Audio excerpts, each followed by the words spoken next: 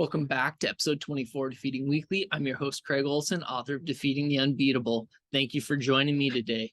If you missed out on any of the previous episodes, please feel free to check out the Defeating Weekly YouTube channel and get caught up on any of the past videos I've done. I'm really excited about this episode as we begin a 10-week journey through things that require no specific talent. I know this is something that a lot of people have done different, whether it be posters or videos or talks about. But I feel it's very important that we understand that regardless of the talent we have, there are things that we can control. We often keep ourselves from doing things or trying new things because we feel we don't have the talent, we're not capable of doing them. However, I feel that just being able to use these 10 things, we can make a huge change in what we can accomplish. So let's jump right in with the first skill, which is simply being on time.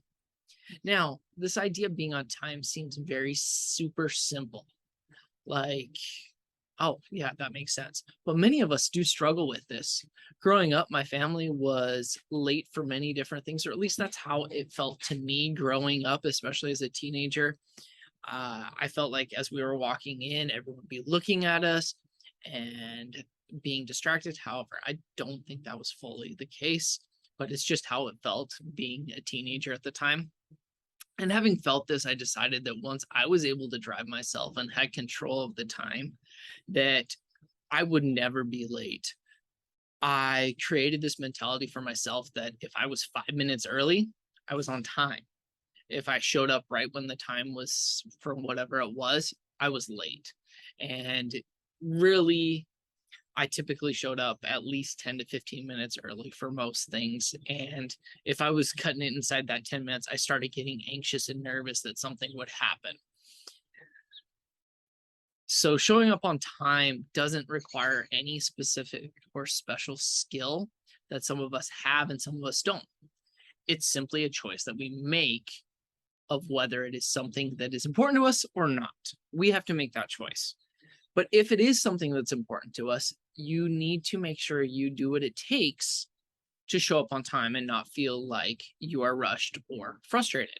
So here's some action steps that can help you that I feel are important and very easy to do to help you be on time. So number one, create a calendar reminder, use timers or some form of alarm on your phone for your events. This is a simple technique that helps you to be able to do other things, yard work, chores, whatever it may be, and gives you a reminder when it's time to go. Two, if you're still struggling with being on time, give yourself little rewards or consequences for being on time or late for things.